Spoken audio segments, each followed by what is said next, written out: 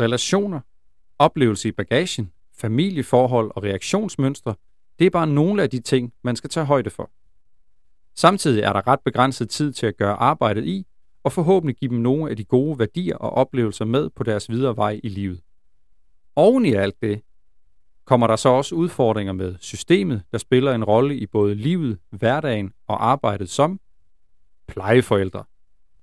Jeg har i det her afsnit talt med Tom, som sammen med sin mand er plejeforældre til ikke mindre end 3 unge drenge, som de gennem de sidste år har haft glæden af og ansvaret for.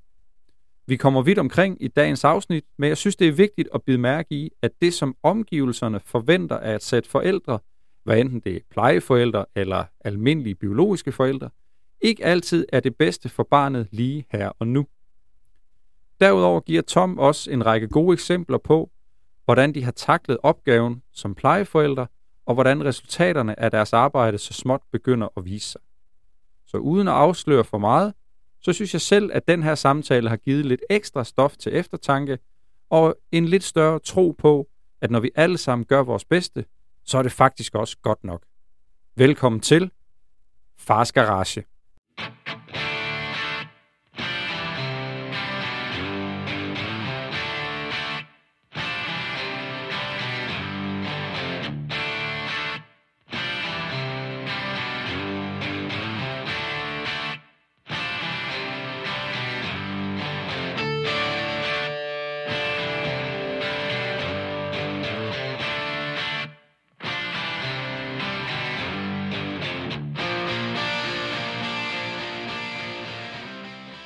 Som jeg fortalte i sidste afsnit, så indledte jeg april måned med et nyt arbejde. Det har givet ro og optimisme i forhold til fremtiden, og generelt har mit humør fået et ret godt boost. Det har betydet, at særligt vores morgenrutine er blevet lidt anderledes, fordi jeg skal lidt før ud af døren end tidligere, og derfor så har vi snakket en del med Emma om, at når far starter nyt arbejde, skal der ske det og det, og vi prøver at gøre det sådan og sådan. Og til min helt store overraskelse og glæde, har Emma fejret mit nye arbejde for fuld udblæsning, og der er ikke én pædagog, én forælder eller ét barn i den vuggestue, som er i tvivl om, at Emmas far har fået nyt arbejde. Det er næsten ligefrem en lille smule pinligt, men siden jeg startede, husker hun mig på madpakken om morgenen, og jeg får en kæmpe krammer, når jeg kommer hjem, eller når jeg henter hende i vuggestue.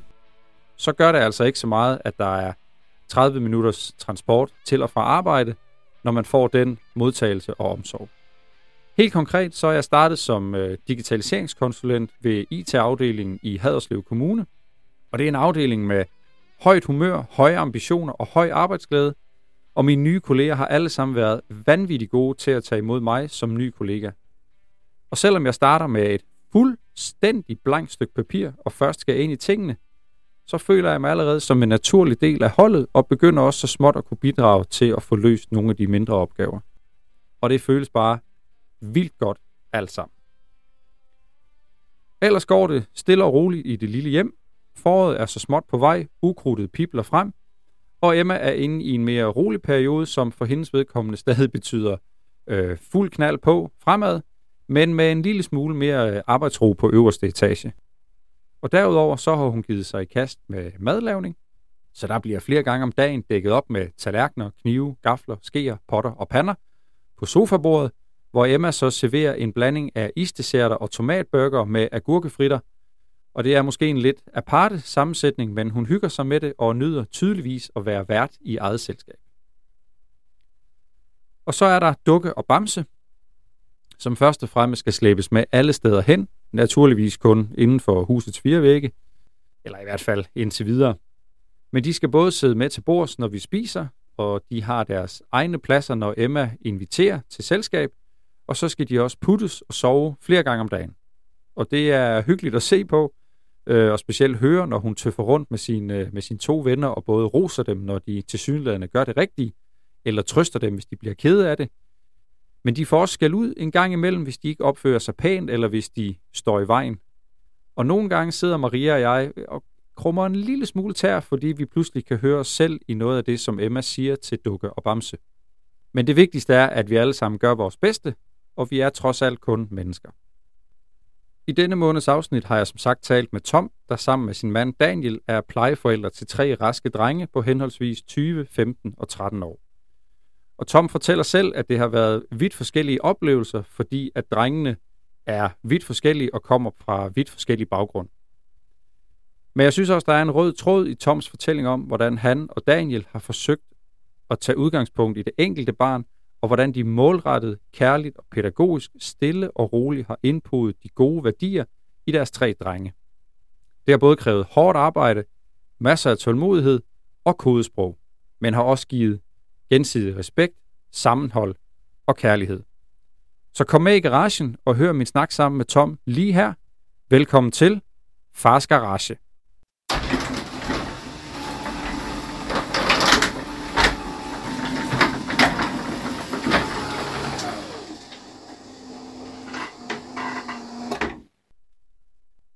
Pænt goddag, Tom, og velkommen i Fars Garage. Jeg har glædet mig rigtig meget til, du kom, og dagens emne er jo at være plejefar til 3 plejebørn, kunne jeg forstå. Men vil du ikke starte med at lige præsentere dig selv? Hvor kommer du fra? Hvad laver du til hverdag? Og ja, hvor mange børn har du og din mand? Jo, jamen tak for invitationen, Dan, og jeg har godt nok også glædet mig. Som sagt hedder jeg Tom, og jeg er 33 år gammel og har 3 plejebørn. Sådan kan man sige. Jeg har en på 20, som flyttede ind, da han var 13, og er bare blevet boende, efter han var fyldt 18. Så har vi en på 15, og så har vi en på 10, som vi har sådan en 7-ordning med hans mor. Så han er der fra fredag til fredag, hver anden uge. Og ham på 15 bor der fuldtid, og ham på 20 har sådan en 2-ordning, tror jeg, med hans kæreste. Så de sover sådan lidt. En 2-ordning? Ja, det er sådan 2 dage ved hende, og så 2 dage ved sig, og så 2 dage ved os, og så 2 dage ved sig, sådan lidt. Ja, okay. Det er en snap hver dag. Er du hjemme? Er I hjemme og spise? Ja. Ja, nej. Sådan er det med de store. Og hvad jeg laver til hverdag? Jeg er selvstændig. Traumebehandler og følelsesforløser. Arbejder med meditation og underbevidsthed og tapping. Og det tænker jeg i virkeligheden også er noget, du bruger som far til plejebørn, eller? Ja, altså, jeg er ikke sådan på den måde behandler dem. Men der er selvfølgelig nogle, mit livssyn og min måde at tænke på, og min måde at have vejrtrækningsøvelser på i hverdagen. Det prøver jeg jo at give videre og sige, hvis du lige trækker vejret lidt anderledes nu, helt ned i lungerne, så går der lige 2 minutter. Så kan vi tale sammen igen. Ja, lige præcis. Og så nogle ting, og nogle gange får jeg at vide, at jeg skal droppe det der. Ja. De har op med at sige pædagogpis, fordi nu er jeg gået lidt over i det andet. Ja. Så ja, det bruger jeg også lidt i min hverdag. Det er mere, fordi det bare sådan er en naturlig ting for mig lige at mærke efter. Hvordan trækker jeg egentlig lige vejret, og kommer det ned i mine lunger, og sådan nogle ting. Perfekt. Jamen, velkommen til, Tom. Det glæder jeg mig til at dykke ned i. Kan vi ikke starte med både lige at få på plads, hvorfor du og din mand har valgt at blive plejeforældre, og også bare sådan helt kort, hvad processen er? Jo. Jamen altså, jeg er egentlig uddannet pædagogisk assistent, og har altid arbejdet inden for det sådan lidt specialområde. Enten har det været speciale skoler eller institutioner, altså døgninstitutioner. Eller også har jeg været på skoler, som har lagt i sådan lidt boligudsatte områder. Og har egentlig gerne vil have børn ind i mit liv. Og da vi blev plejeforældre i 2016, der var regnbuefamilier og sådan nogle ting ikke... det var meget spæde start. Og egentlig heller ikke det, vi sådan ønskede. Vi ville gerne have nogen, som havde en anden rygsæk med, som vi ligesom kunne prøve at give nogle andre redskaber. Og så har jeg en dreng på mit arbejde, som har brug for lidt ekstra, og det bliver så hans voksenven, og får hans fortrolighed og hans mors fortrolighed, og så på et tidspunkt, så eskalerer det, og så er det så, at vi bliver konkret godkendte på ham. Det er ham på 20 i dag, og så bliver vi plejeforældre for ham, og så vokser det ligesom inden i os, og bliver sådan rigtig godkendt et år efter af socialtilsynet. Og så får vi så ham vi har på 10. Ham får vi så i 20 i aflastning. Der var han lige blevet 7, og har så haft de 2, og så sidste år flyttede ham på 15 så ind. Så det er jo sådan vores måde at have børn på. Vi er bevidste om, at det ikke er vores egne børn, og vi er egentlig også bevidste om, at vi ikke er deres forældre, men vi er de bedste voksne, de har i hverdagen, plejer vi at sige. Ja. Så har vi da gået lidt med tanken nu, om vi skulle have vores egne børn på et tidspunkt. Vi er jo stadigvæk, synes vi selv, unge. Jeg er 33, og min mand er 38. Men lige nu har vi det godt med de drenge, vi har. Og der er jo kun 12 år mellem mig og ham på 20, og lige knapper op. 15-17 år mellem den anden, ikke? Så vi er jo også meget unge med dem, og det er jo både godt og skidt. Men det er jo sådan den måde, vi valgte at gøre det på. Når nu aldersforskellen er så relativt lille på den ældste, er der så stadigvæk sådan en form for autoritet, eller er I mere, hvad skal man sige, jævnbyrdige i jeres forhold, eller hvordan fungerer det? Altså, vi har egentlig været meget bevidste om det, især da han var under 18, altså da han var anbragt det her med, men så, jeg tror aldrig, han har været i tvivl om vores autoritet derhjemme. Det er klart, at når vi har været ude, har vi mere lignede brødre, og det er vi også tit og ofte blevet forvekslet som, både på ferier og når nogen, jeg kan huske en gang, vi stod i en butik, hvor nogen foran os tabte en 20'er på gulvet, og var jeg egentlig ved at bukke mig, så var han hurtigere end mig, og så vendte de rundt og siger, ej, en sød lillebror, du har. Og der viskede han bare, den går vi med, og så var ja, men han er skøn, min lillebror. Ja. Altså, det har egentlig sådan lidt været, men han har aldrig været i tvivl om, hvem der bestemte i sidste ende. Han har kaldt os fængselsbetjente nogle gange, det må være...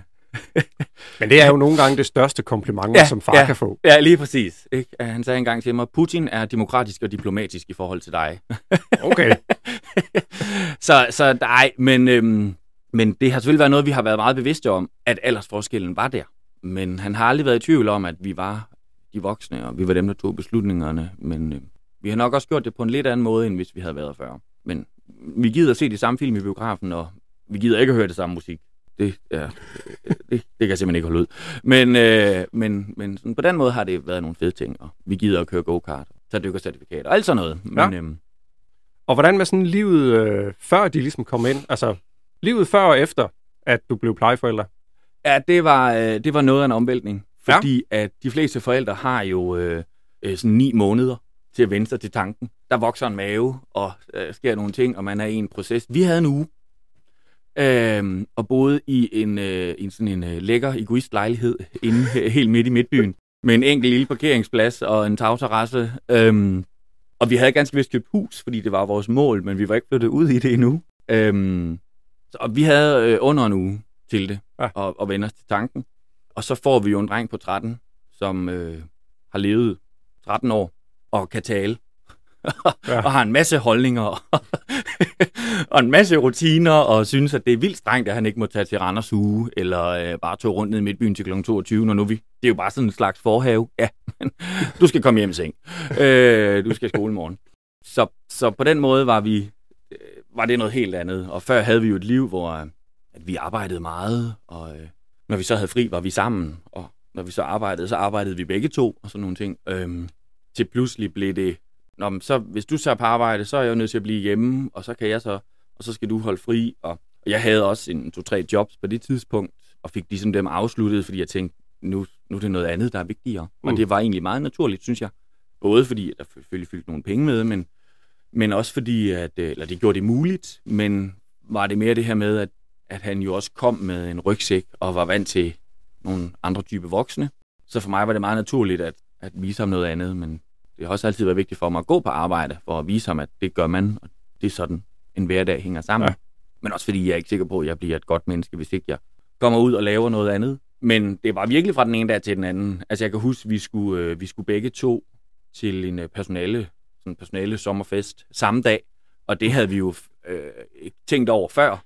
Pludselig sad der bare den her guldklump på 13, og sådan, så bliver jeg bare hjemme. Og det var der sådan lige 5% ind i mig, der synes var træls, men også bare sådan, men sådan er det jo. Og så får jeg en aften med ham, så skal vi bare have pizza og se film og sådan nogle ting, ikke? Så jeg synes egentlig, at det gik ret hurtigt, men omvæltningen var der. Altså når der kommer sådan en, så er man bare, altså når man får sådan et barn ind, så er det jo lige meget om det er 0 eller 13, så har man bare lyst til at kramme og give alt, hvad man kan, og sådan ting. Nu skal jeg. Ja, for jeg tror i virkeligheden, det er forestillingen, når man skal lave et andet liv, der er væsentligt værre, end rent faktisk at skulle leve et andet liv. Altså når de først er der, så er det jo ren kærlighed og helt naturligt at lægge det fuldstændig om og gøre noget andet. Ja, og så er det jo det der med, at vi kan jo forestille os enormt mange ting, men vi kan jo ikke, der er bare nogle andre følelser, når vi står i det. Altså, sådan er det. Altså jeg plejer at sige, at man kan godt forberede sig på, at nogen en dag skal dø, men den dag det sker, er det bare voldsomt. Og så er det altså næsten lige meget, om man har haft et halvt år til at vende sig til det, eller om det sker ret pludseligt, ikke? Og det er jo det samme her. Man kan sagtens gå og tænke, så skal vi, og så skal vi, og så skal vi. Men de følelser, som der er, når man pludselig har ansvaret for et andet barn, er bare så kæmpe store, at det er bare sådan, så bliver jeg bare hjemme. Altså, så er jeg sammen med ham. Og vandrutsjebanen, nu har vi jo en på 10. Og når man selv har været i vandrutsjebanen 3 gange, så har man jo prøvet den. Men altså 12. gang med ham, og det er jo stadigvæk skide sjovt. Ikke? Altså, så det har været meget naturligt, men også fordi det var det, vi ville. Men jeg må indrømme, at det var ikke lang tid, vi havde til lige at nå at organisere en ordentlig seng og et fjernsyn på værelset. Og... Nej, der bliver man pludselig Hvad tænker I om i næste uge? Vi tænker ja, men og jeg kan faktisk huske, han flyttede ind om torsdag aften, som vi skulle til København fredag på sådan en kærestetur. Og alle var bare sådan, så må I da få ham passet. Og vi var bare sådan, nej, det er sindssygste. Så vi måtte ringe til det der hotel og sige sådan og sådan, og de gav os bare en kæmpe suite, så han kunne flytte med. Og vi skulle i Cirkusrevyen om lørdagen og se den. Og der ringede vi, og de sagde, der er udsolgt, men så var de vel sådan, vi kan godt, det fikser vi, han skal med ind og se den. Og han stod bare udenfor, og var sådan, hvad skal vi? Og han anede ikke, hvad det var. Og han forstod det ikke, og halvdelen af gangene var det sådan, det er fordi, at Lise Bostrup kommer ind og synger, og hun er vild med Søren Pind. Og det forstod han ikke, og så måtte sådan, det er fordi Søren Pind er sådan meget karakteristisk kantet. Han er ikke sådan lige typen, man bliver forelsket i, og så må det være så. Og nu har vi været overset det næsten hvert år, fordi han var sådan, skal vi ikke i Cirkusrevyen? Det er jo mega sjovt, og det er jo blevet en tradition. Og sådan. Så på den måde var det en kæmpe omvæltning, men verden tog bare imod det på en eller anden måde, ikke? Og hvad med jeres omverden, eller nærmeste familie og venner, hvordan reagerede de på? Ja, men de var jo... også, at det pludselig blev til noget? Fuld opbakning, og næsten for meget, ikke? Altså, sådan, okay. Hvornår skal vi møde ham? Ja, nu skal han lige lande, og det har vi egentlig sådan været med alle vores 3 drenge. Det her med, at det er jo deres behov, og det skal være, når de er klar, og vi har også sådan... hvis vi har kunne se, nu skal vi til noget i oktober, okay, så har vi 2 måneder til at få besøgt nogle mostre og onkler, og komme ud på nogle kaffeaftaler, sådan at de ligesom møder dem en til en, og ikke bare står til en eller anden 70-års fødselsdag. Shit. Men de har taget sindssygt godt imod det, alle vores venner og familiemedlemmer, og dem bruger vi også meget igen, fordi vi er så unge. Så nogle gange er det rart lige at kunne tage en onkel ind, som er 60, og sådan, du ved, onkel siger også sådan, okay, og du ved, og sådan på den måde. Og den store har også været på overnatning ude ved. Altså jeg har en onkel, som faldt virkelig godt i spænd med den store, som de har altid, nogle gange, når man sidder til sådan en julefrokost, og de kaster peanuts i munden på hinanden, så sidder man sådan og tænker, hvem er det egentlig, der er 60, og hvem er det, der er 17? Ja, lige præcis. Kan I selv finde ud af det? Ja, gider I lige? Vi sidder lige og spiller pakkespil. Nå, okay. så på den måde har vores familie taget virkelig godt imod det. Og har også været gode til sådan at sige, man kan virkelig godt mærke, at han er faldet til nu, og man kan huske dengang, han ikke kunne sidde ved bordet, og sådan nogle ting, ikke? Vi har fået nogle vildbasser, som vi har forsøgt at hjælpe. Er der forskel på, hvad skal man sige, oplevelsen ved første, anden og tredje gang, eller? Ja, og det er også fordi, det er 3 vidt forskellige drenge, okay. Og vi har også fået dem i forskellige aldersgrupper, men så på den måde har der været sådan nogle ting, vi sådan har. Blandt andet det her med at møde folk, hvornår er det vis behov, og hvornår føler vi lige klar, og sådan noget. Ja og nej. Altså, selvfølgelig er der forskel, men det er jo lige så meget, fordi det er 3 forskellige drenge, 3 forskellige aldre. Ja. Og det er jo også, der er jo en, ham der lige er flyttet ind sidste sommer på 15, der er jo 2, der har gået foran hele tiden, som jo er vant til det og kender dem, og sådan nogle ting, ikke? Så, Men har de så været gode til ligesom at, hvad skal man sige, tage hinanden i hånden, og sådan, at de også har introduceret hinanden til det nye liv og den nye hverdag sammen med jer? Ja og nej, altså det er jo egentlig sådan, det er jo egentlig også lidt noget, vi sådan forsøger lidt at gøre, og også for eksempel nu ham på, der er blevet en sidste år, at tage ham lidt med alene ud, også sådan at de andre ikke kommer til at fylde i det der møde, og sidder og drikker kaffe med min moster og onkel, ikke? Så det ikke er den store, der kommer til at fylde. Og kan du huske dengang, vi var afsted, og sådan, nu var det jo egentlig lige mig, de skulle møde, men altså, de har været gode til sådan at fortælle, de er bare mega sjove, og de er mega søde, og det skal du ikke være bange for. Noget. Men vi har heldigvis også 3 drenge med voldsomt gå på mod, og er meget sociale, så det har været nemt. Dejligt.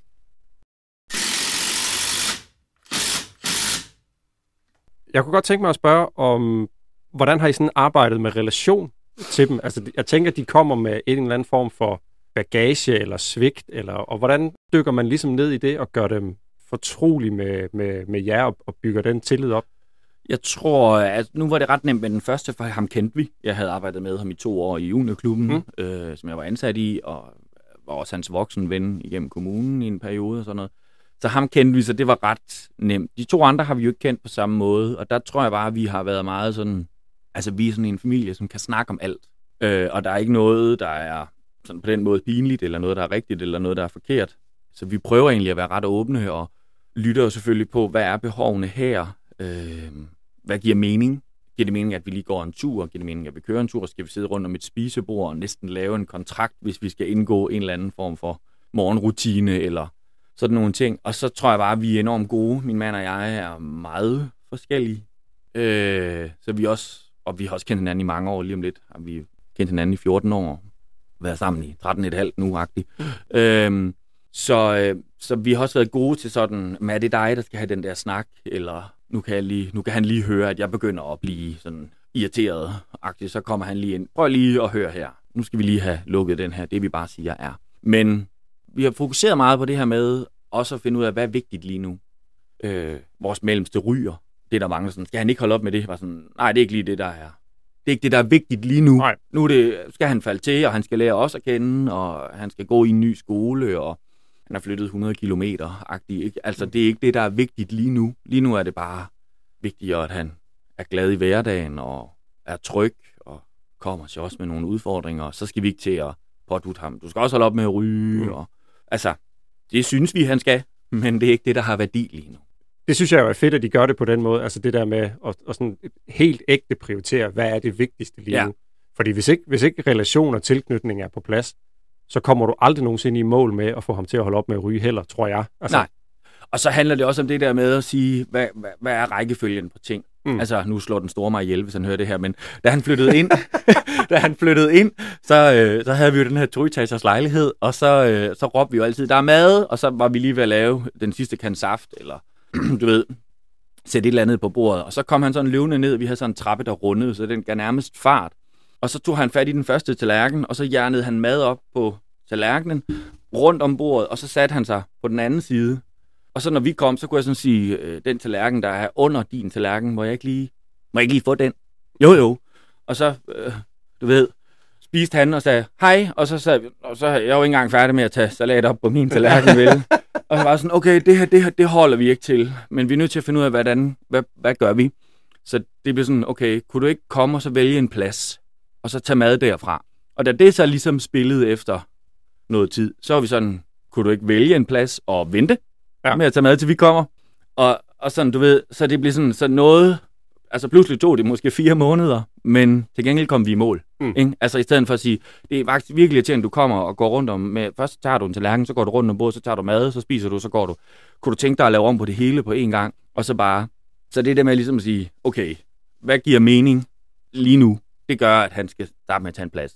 Ikke? Du ved, så kan jeg, fordi han var så hurtig til at spise og kom væk, så sagde han en dag, hvorfor fanden skal det altid være et forhør? Fordi vi spurgte jo ham, hvad har du lavet i skolen i dag? Og, sådan, ikke? Og så gik han jo, inden han nåede til os. Og så var han sådan, hvorfor ikke altid forhøre mig? Så sådan, det er fordi, du er gået, når jeg spørger Daniel. Når Daniel spørger mig. Ja, du hører ikke resten af samtalen. Nå, og så var sådan, så er du nødt til at blive siddende. Og så startede jeg med at spørge Daniel, hvad har du lavet i dag? Og så fandt han ud af, at det ikke var et forhør, men sådan en samtale, ikke? Og undskyld for at sige det. Vi klipper det ikke ud. så det der med, der har vi sådan været gode til at tale sammen, min mand og jeg, til at sige, okay, hvad er det vigtigste lige nu? Og det samme med ham, der lige er flyttet ind, der, han har også en skøn socialrådgiver, det er slet ikke noget med det, men også sådan, så skal vi også være sådan, yes, men vi skal også lige have ham til at lande. Og så kan det godt ske, at det kunne være rigtig fedt, at det her, det skete i morgen, men vi skal lige lade hinanden at kende først. Men det er jo også sådan en, jeg har sådan en oplevelse af, eller jeg havde en forventning om, tror jeg, da vi blev forældre, at når man om aftenen lander på sofaen, så er det der, man kan vende tilbage til noget af sit gamle liv og slappe af. Men det er det jo ikke. Altså, det er jo debrief. Ja. Hvordan oplevede du den situation, og skal vi måske bytte om på det, og hvad skal rækkefølgen være på, hvem tager mad først, og hvem giver, og dut. Der sidder man jo og koordinerer, og så kan reflektere og koordinere. Og så kan jeg jo bare sige, altså, kodesprog er jo fantastisk. Altså det der med, hvis jeg ringer til Daniel, og en af børnene er med i bilen, og jeg skal snakke om det ene barn, så, nu afslører jeg jo kodesproget, de må ikke høre det. Så starter jeg jo med at sige noget om den, jeg skal tale om, og så fletter jeg over en af de andre børn, og så siger jeg for resten, og så ved Daniel, min mand, godt, vi skal snakke om ham her. Det er bare lige i forhold til i morgen, og sådan, og så sidder det tredje barn bare og kigger. Hvordan koordinerede I det? Det er sådan noget, man kan. Og det er man nødt til, når man har børn, der forstår. Men vi kan heller ikke bare gå over i engelsk, fordi det kan de også. Ja. så det er virkelig at sådan lige skrive noget på Snap, eller en sms, og så blinke med øjnene bagefter, og så ved, godt, ja, super. Ja. Hvordan koordineret I det? Altså, ja, det er sådan en evne, man udvikler undervejs. Ja, det bliver man nødt til. Ja. Især når man som os var helt nye. Altså, jeg kan huske min fætters kone sagde, altså Tom, vi andre vokser jo med vores børn. Altså det der med, at man lærer, okay, hvad skal vi have med, når vi tager på i Park-agtigt, ikke? Der var vi jo bare sådan, nå ja, gud, skulle vi have haft solcreme med? Altså, den første ferie, vi havde i udlandet med ham den store, der blev han jo big time solbrændt på tæerne. Fordi at, jeg kan bare huske fra, da jeg var i praktik i en børnehave, det er vigtigt med ørerne, det er vigtigt med hovedbunden, og det er vigtigt med næsen. Og så det var bare det, der var mit fokus. Pyt med alt det. Ja, jeg sagde jo bare sådan, prøv at skat, du får små solcreme på dig, og så er det vigtigt, du lige får de her punkter med. Og så dagen efter kom han jo ned med ankelstrømper, og sådan, hvor var der strømper på? Min tæer, det lignede bare sådan små røde kokler. Nå, det havde vi overset. Altså, sådan nogle begynder at slå fejl, ikke? Ja. Så når man, som os var helt grønne, ikke, at vi havde kun passet venner og families børn, og sådan, må vi ikke låne min niece med i et eller andet sted hen, ikke? 5 timer og aflevere hende. Så er hun træt. Ja. Og vi har også været på McDonald's. Ja. Så bliver man nødt til at udvikle et kodesprog. Ja. Altså på, hvordan får vi lige kommunikeret. Altså, jeg husker, den yngste vi havde, var vi i Water Wellness med, og så sidder vi og spiser, og så siger han, nu skal jeg have en is. Og jeg når lige at slå mig på sætningen, nu skal jeg have en is. Og så kigger jeg lige over på Daniel, fordi jeg aner ikke, om de har aftalt noget med, hvis du tager rutsjebanen selv nu, så er der is eller et eller andet. Og han kigger lige så fjollet på mig, så det tager ikke 1 sekund for os at regne ud. Ingen af os har lovet is. Og så er han bare sådan, hvorfor skal du det? Men det vil jeg gerne have. Nå, så skal vi lige omformulere. Ja. Jeg kunne virkelig godt tænke mig en is nu, eller må jeg få en is, ikke? Så det kommer, Dan. Det kommer. Jamen, jeg glæder mig. Ja. Vi er på stadiet lige nu, hvor at vi skal til at udvikle et kodesprog, tror jeg. Fordi når vi snakker sammen, de ryger lige ind på lystavlen, at så kommer hun rendende med, så har hun hørt noget om slik eller popcorn, eller skal vi have pizza i morgen, eller... Altså, vi skal ud i noget andet. Ja, og det bedste, og det er jo nu, det er jo dejligt, fordi det er jo nu, at pædagogerne i institutionerne får alle de der gaver, ikke? Fordi at børnene jo spiller det, de ser derhjemme. Altså, jeg har jo de vildeste historier fra dengang, jeg arbejdede i en børnehave med børnene, der havde konflikter i telefonen. Altså, jeg havde sådan en ung pige, hvor jeg bare gik forbi, hvor hun stod og lavede sådan en telefonrør, og så sagde hun bare, det sagde han bare ikke, det der. Og så kunne jeg bare sådan, jeg kunne bare høre, det er så meget moren i går, der havde en telefonsamtale, ikke? Sådan, hvad gjorde du så? Stod den her 5-årige pige, mens hun tegnede med fingeren på væggen, sådan total rollespil af moren, ikke? Og det er bare, det bliver så godt, når du begynder at spotte det. Det var da mig i går, det der. Ja. Jamen, jeg tror, det er lige rundt om hjørnet. Det kan ikke bare længe mere. Nej, det er så dejligt.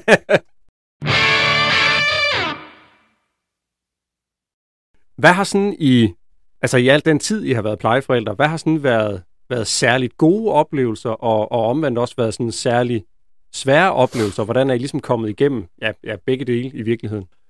Jeg tror, det der med, når man begynder at se, at noget af det, som har en værdi for mig, begynder at være en værdi for vores børn, som kommer med nogle andre værdier.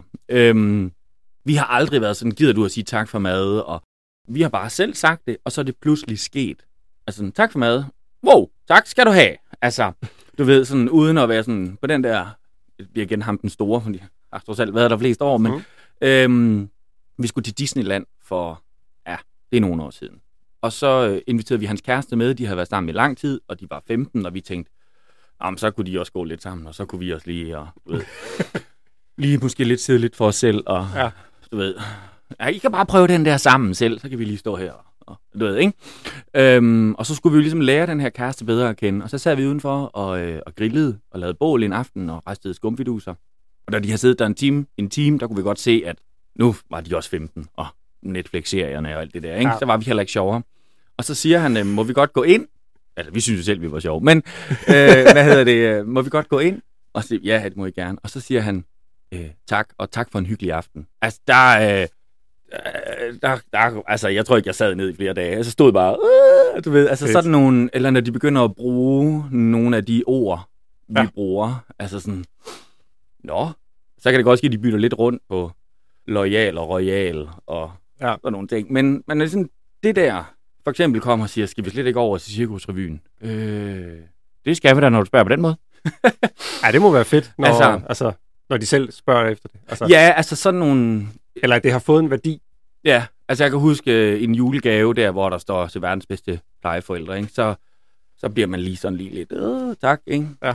Jeg skal lige ud i køkkenet. Ja, jeg skal lige, hvad satan er det for noget løg, der er? Ikke? Altså, eller når de begynder at kende en så godt, at de for eksempel ved, at jeg tuder til en tv-reklame. Nej, så kunne jeg ikke åbne colaen, men så fik hun hjælp. Altså, der kan jeg jo være solgt en gang imellem, ikke? Og så sidder de bare og kigger. 3, 2, 1, og nu græder Tom. Ikke? Altså sådan nogle ting. Jeg har også nogle ting, jeg altid siger. Når de spørger, hvad vi skal have spist, så siger jeg, at vi skal have tarteletter, gule ærter og flødesovs.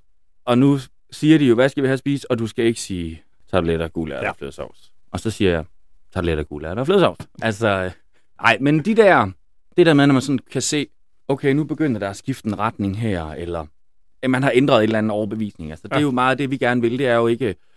Vi vil gerne gøre dem til bedre udgaver af dem selv.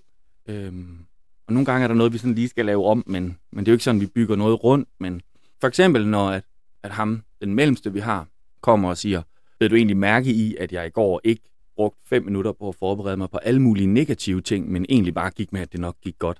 Ja, det gjorde jeg, men du gjorde det også. Altså, fordi det har vi talt meget om, for eksempel. Man behøver ikke at forestille sig, at alt i verden negativt sker, når man skal noget, ikke? Altså sådan nogle ting, det er kæmpestort. Altså, det har hjulpet lidt, det vi har sagt, ikke? Ja, så vokser man lidt selv. Ja. Og hvad der er det sværeste? Det synes jeg er svært, men det er jo nok mere den her balance hele tiden i, at de har en historie. De har deres egen rygsæk, de har deres egen strategi. Altså, jeg plejer at bruge sådan et billede med, at vi prøver jo at give dem nogle andre lygter. Altså, sådan, når de står i den her gang, der er mørk, så kan de jo tænde en lommelygt, som ser spøgelser, eller de kan tænde en lommelygt, som lyser op og giver dem. Altså, det der med, hvad er det for nogle handleværktøjer, vi giver dem? Hvordan er det, vi ser deres? Og der kan det nogle gange, der kan det godt tage rigtig lang tid at få dem til at bruge den lommelygt, som jeg synes er god at lyse med. Ja. Og ikke den, som de har brugt i rigtig mange år, som har virket for dem. Og så den her, for mig er det rigtig vigtigt, at den relation, de har til deres oprindelige familie, er rigtig. Så vi er ikke ude på at udstille deres forældre, men vi er meget sådan, jamen, alle gør jo det bedste, de kan. Og så nogle gange kan det føles, som om det ikke er godt nok. Altså, men der er jo ikke nogen, der står op om morgenen og tænker, nu skal jeg være den dårligste far, mor, podcastvært, eller et eller andet. Altså, vi står alle sammen op og gør vores bedste ud for det, der giver mening for os selv, og det kan nogle gange være svært. Eller nogle gange også synes jeg, det kan være svært at forstå systemet. Altså anbragte børn har nogle rettigheder rent lovgivningsmæssigt, som børn, der bor hjemme, altså din datter, ikke har. Hvor jeg sådan tænker, jo, men hvorfor skal de have ret til at have mobiltelefon om natten? Altså, så får de ikke sovet, og de får ikke deres søvn. Og, altså, hvorfor er det, jeg ikke må tage den telefon om natten og sige, nu skal du lægge dig til at sove? Ikke? Altså, de skal kunne ringe, hvis nu I ikke opfører jer ordentligt. Jo, men hvorfor har de krav på at være vågen hele natten? Ja. Socialt tilsyn. Hvorfor må de ikke få en ordentlig nattesøvn og komme op om morgenen og komme i skole? Sådan nogle ting, det kan nogle gange godt have sådan... det kan jeg godt have svært ved at forstå. Ja, det lyder lidt op ad bakke.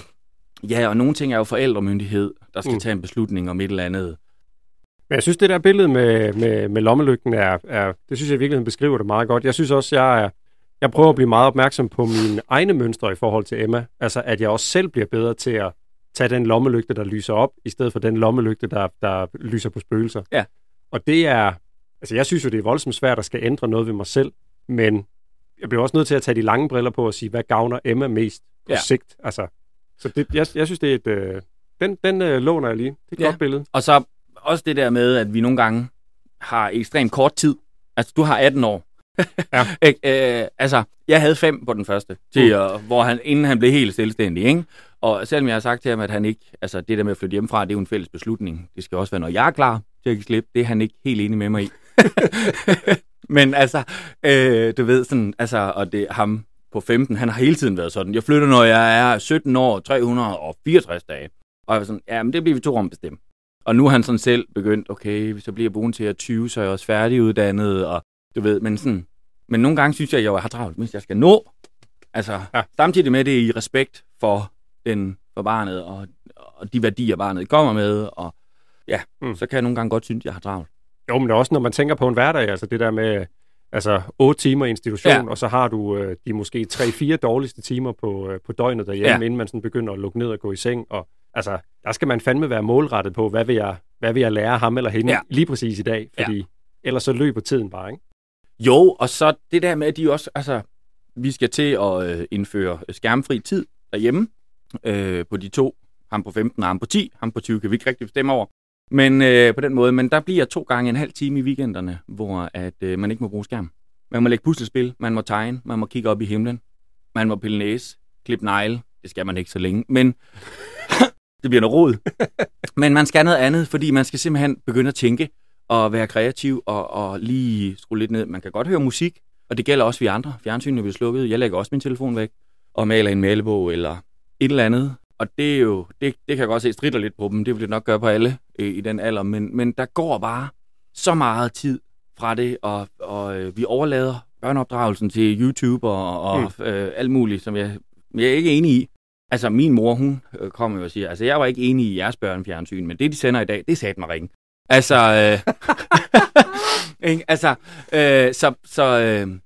og de er jo vant til at leve ned i en telefon, og det er også deres fristed og sådan ting. Men der bliver lige lidt pause nu. Så må vi se, hvor mange kampe det giver. Jeg tror, de bliver glade for det på sigt. Ja. Og det er jo, jeg tror, det er ligesom med alt muligt andet, at når først man har fået rutinen, så opdager man også værdien i det. Ja, lige præcis. Men det er, altså, og jeg skal ikke være heldig selv. Altså, jeg synes fandme også, det er svært at lægge den skide telefon. Altså, ja, og det er bare blevet en vane at blive underholdt, og det skal vi holde op med. Ja. Vi skal kunne tænke selv. Er der noget i processen, du ville have gjort anderledes, hvis du enten fra start eller undervejs havde vidst det, du ved i dag? Ja, jeg tror, at jeg ville måske ikke have pakket dem så meget ind. I hvad? Ja. Okay. Du ved, så har været sådan lidt, vi er jo lidt nogle kølinger alle sammen, ikke? Mere eller mindre grad, men jeg har også nogle gange sådan tænkt, men de børn, vi har, de er også kommet med nogle andre udfordringer, og de har en anden rygsæk og sådan noget, men jeg tror, vi kommer nogle gange til lige at gøre noget lidt for meget, eller det skal jeg nok tage mig af, og det øver jeg mig virkelig at lade være med, sådan for at forberede dem til voksenlivet, men jeg kan godt tænke, at jeg nogle gange har pakket, i hvert fald den store, lidt for meget ind. Men det har jeg hørt fra flere gæster, at det er sådan et typisk syndrom med det første barn, at det bliver pakket relativt meget ind. Ja, og det har jeg også gjort med de andre, men nu er jeg blevet mere bevidst om det af det sidste stykke tid. Sådan, når de kommer tilbage, den store har jo job, og ham på 15 har også 2 fritidsjob, og kommer tilbage og fortæller om sådan ting, de kan godt selv håndtere de der situationer, eller altså sådan, så jeg behøver ikke, jeg må godt sidde lidt på mine hænder en gang imellem. Ja. Og bare nyde, at det går godt. Ja, og lige stille spørgsmål tilbage. Hvad kunne du gøre, i stedet for, at jeg allerede er i gang med at ringe til nogen, eller google, eller altså sådan. Og så vil jeg nok også øve mig i, eller vil jeg godt, ikke at jeg ikke synes, jeg har været det, men har været meget mere til stede. Altså, det er rart med billeder af ferien, men det havde været rart, at jeg havde været mere til stede. Men det er jo sådan en diskussion, vi har en gang imellem, altså det der med, prøv at se, nu laver hun noget sjovt, nu filmer vi det lige. Ja. Eller kan du lige gøre det igen, og det bliver aldrig det samme som første gang, og du har i virkeligheden ødelagt det første forsøg i forberedelse til det andet. Ja. Altså, så der er vi virkelig sådan, jamen, altså, hvis vi er på legepladsen eller på ferie eller sådan et eller andet, jamen, så vi tager lige et hurtigt billede, og så er vi her. Ja. Så må vi huske, da hun kurede baglæns ned ad rutsjebanen, eller hoppede i vandpytten, eller hvad fanden ved jeg. Fordi ellers så bruger man for meget tid på at forberede, at nu skal vi tage det rigtige billede, ikke? Så det tror jeg, du har fuldstændig ret i. Eller bare se det igennem sin telefon. Ja. Altså, og så er der jo selvfølgelig 100 andre 1000 konflikter og alt det der. Men sådan grundlæggende, så vil jeg gerne have ønsket, at jeg ikke havde kørt altid i 5. gear, tror jeg. Ja. I den der sådan med, den klarer jeg lige. Det synes jeg i virkeligheden er et rigtig godt og passende sted at stoppe. Ja. On that note. Tusind tak for besøget, Tom. Jeg synes, det har været vildt spændende, og den der med lommelygten, den låner jeg lige. Jamen, det gør du bare. På ubestemt tid. Ja, det er så fint. Tusind tak for besøget. Vi snakkes ved. Ja, selv tak. Det har været fedt. Tak fordi du kom. Ja, selv tak. Hej du.